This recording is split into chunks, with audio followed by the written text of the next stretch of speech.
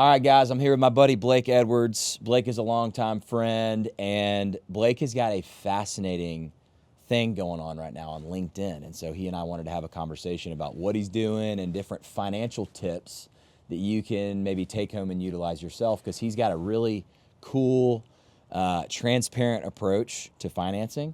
And so, Blake, give like the 15-second overview about what you've been doing, 20-second overview on LinkedIn and like kind of what's happened. Yeah. So I started posting on LinkedIn maybe 4 months ago, and I've just seen a lot of really good traction because I've been trying to be really transparent about our finances with people. Really focused on, building quiet wealth and, showing people that you can, and demonstrating to people that you can use W-2 and still get wealthy. We've been working now for a little under 10 years, and in the next couple of years, if we just keep doing what we're doing, we will most likely be millionaires. And I think a lot of people don't believe that you can do that and just have a regular family, a regular life, and be financially stable. But we're just trying to prove to people that you can do that by being open and transparent and showing people that you can do that, even with W-2 jobs, even with 2 kids, and just living below your means and having a regular life. So that's what we've been able to do. And you get 50,000 to 300,000 impressions on each post. Mm-hmm. You're getting hundreds and hundreds of likes and comments, sometimes as much as even 700 likes on your stuff. So people are really resonating with what you're talking about. Yeah, it's wild. Like I've been tracking the numbers, and this week I actually just passed 2 million impressions in 4 months. It's insane. And most of the posts, like you said, get somewhere around between 200 and up to 1,200 likes on them. Wow. I normally respond to every single person too, and most of the people that respond to me, it's completely encouraging. I get 50 DMs a month of people normally just encouraging me and talking to me and just saying, hey, like, keep going, like, you got this. More people need to hear this message. And so that's just been a really cool experience. So when you say quiet wealth, talk to me about what do you mean by quiet wealth, and how do you approach that conversation? Yeah, I think quiet wealth it's one of those things where it's like no one's gonna celebrate you for it, right? No one can see it because it's invisible, right?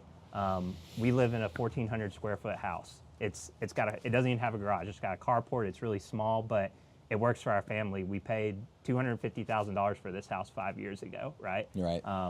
When we bought the house, we were making right around 100 to 125,000, and now since then our income's tripled, but we didn't leave.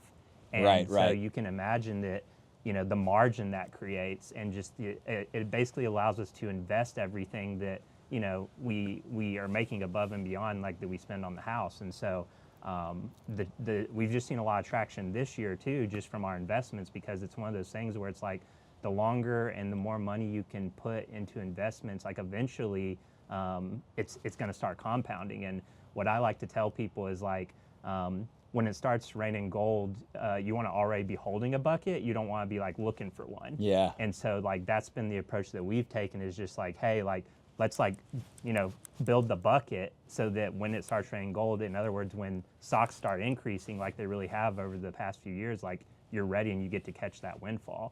So good. And so that's what we've seen. So I've heard the Dave Ramsey philosophy of, you got to live, your housing budget needs to be 30% of your... 25% of your net income. 25% of your net income, but you say 4 to 6%. Of gross income. Of gross income. Yeah, that's where we're at right now. But that's still extremely below average, and I know people probably hear that and get kind of angry with you, because they're like, how do you do this? Yeah. So, like, talk me through that, 4 to 6%. Yeah. So we didn't start out at that level, obviously. Like I said, 5 years ago when we bought our house, I was actually working at a school, right? So our incomes weren't near what they were now.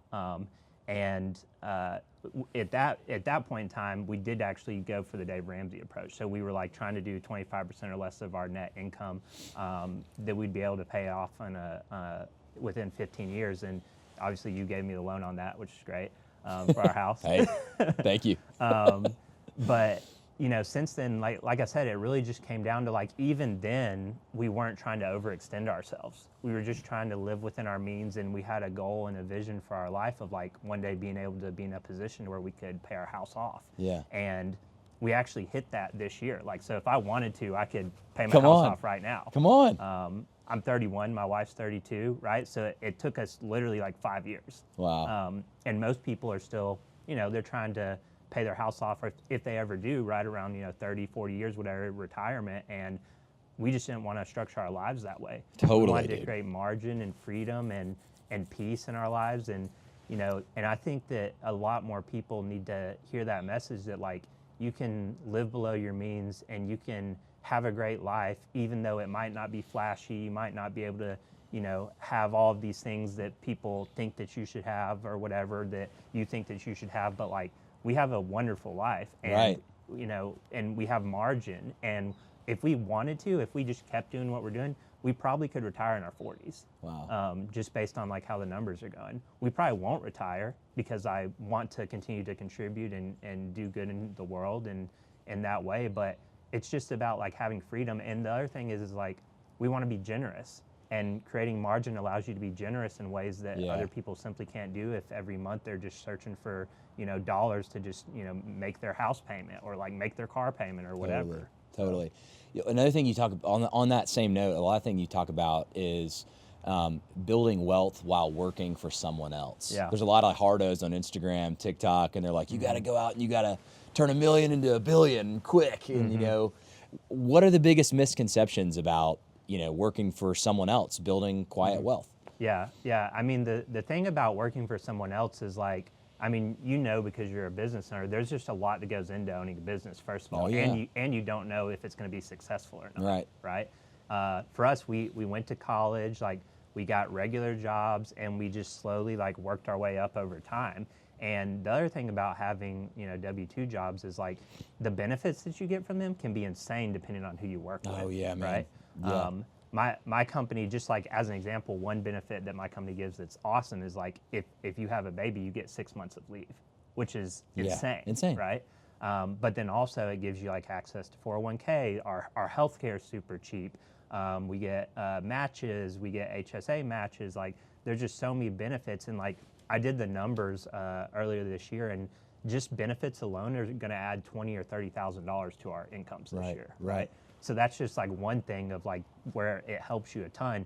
And then the other thing is that, when you're working for someone else, one, like you don't have to like take up as much mental space, because you can, if you set it up this way, you can, work from, let's just say 9 to 5, and then you can check out and go spend time with your family. Right. I don't have to sit there and be like, let me think about all this stuff. Like, no, I can work my job and then go spend time with my family and I'm done. Yeah. And at the same time, because we're living with margin and below our means, that's what creates the gap. And I'm not sitting there struggling, being like, I gotta have this job. Like I could quit any job I wanted to tomorrow and just go work at Costco. Right. And I'd be fine. Right. You know what I mean? Wow, interesting. So like, and that's the freedom and the peace that we've got from just, like I said, living with margin. It's the whole thing about, normal people building wealth quietly over time, and so I think what's so interesting is that so many people resonate with that message. Yeah. And like, obviously people are engaging with your content. Like, why do you think that resonates so much? Yeah. I mean, I think it's because one is that people can see themselves in our story. It's an attainable story. Yeah. Like it's a lot different when somebody comes out and they're like, oh, you know what I mean? I got 14 rental properties, you know what I mean? And I got them when I was 26 and, just all of these things, right? And like for some people, like, sure, like they can do that, and that is some people's story, but most people work for other people. Right. Most people are, or I shouldn't say most, but a lot of people go to college, they major in something, and then they go and work for someone else. That's what they do. And because of that, like they want to see a real life example to show them, hey, my life can still be really good, and I can, be wealthy and have peace doing that. 100%. And I mean, even if, like, let's just take my company as an example. We have like 70,000 employees. So that's 70,000 people that have jobs, that have the capability of building wealth if they follow a certain process and certain steps to do that. But a lot of people either weren't financially educated when they were young, or they haven't made it a priority, or they're just looking to impress people, and so they end up overspending. And we're just trying to show that like you don't have to do that, and your life can look different, and you can just live beneath your means, and it's fine, you know. And don't get me wrong, right, like things have increased over the past 5 years, For right? sure. There's been inflation and things like that, but like, you know, there's plenty of opportunities for people to still do this today, and my hope is that through our story they can believe that that is possible. So, last question for you. How much do you think that pride and ego plays into like an adversary of your message? Yeah, I think it probably is a big thing, right? Because it does require you, I think, in order to take this approach, you kind of have to have a little bit of humility, because you have to say, I don't need everything that I could spend, or I don't need to spend everything that I could spend, right? Right. And this is probably like my most countercultural thing that I would, you know, generally speaking, say, and that's that I'm not trying to get as rich as possible. That's not my goal in life, because if I was, then I wouldn't be able to give generously. Wow. And I wouldn't be able to have, you know, peace, and I wouldn't be able to take time just to think and sit with my family, because I'd be so worried about like making more money that I wouldn't be able to carve out those areas of margin in our life. Yeah. The margin of, hey, like I want to be able to give, you know, 10% of our gross income and more as we get older. And I want to be able to, you know, have the ability to sit and play with my kids without thinking about the next work project that I have, right?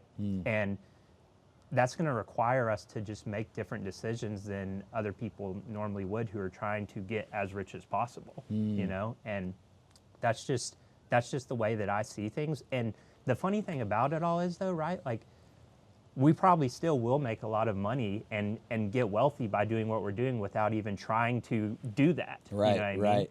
And I don't know how much less wealthy we'd be if we didn't give and things like that. But I think that the what it gives us is a far greater return and reward than what we would get by not doing those sorts of things. Absolutely. So. What's one final little thing that you would want someone to know about your process that they might not already know? Yeah. I think that it's more so just a philosophy that we take on life, and that's that it doesn't really matter where you start, and it doesn't really matter where you come from. It matters more about the decisions that you make today moving forward than it does even like what happened in your past and the things that you've done or how you were raised. Like if you start today and just start slowly doing things over time, like that's the other big thing that I just harp on, is like you just need to do something little by little every single day, and eventually it adds up. And we know that conceptually, but a lot of people just forget about that. Right. But that's been our experience. Like 5 years ago, I think, you know, our net worth was right around maybe $100,000, right? I was literally working at a school, and we kept just doing the same approach. And as our income went up, we went from $100,000 to now we're at right around $875,000 as far as our net worth goes. And, you know, in a couple years, we'll probably hit $1 million if we just keep doing it, right? And that's like the big message is, don't give up doing the things that are really important that can actually help you and in the long term make the biggest difference. I love that. So good. You the man, Blake.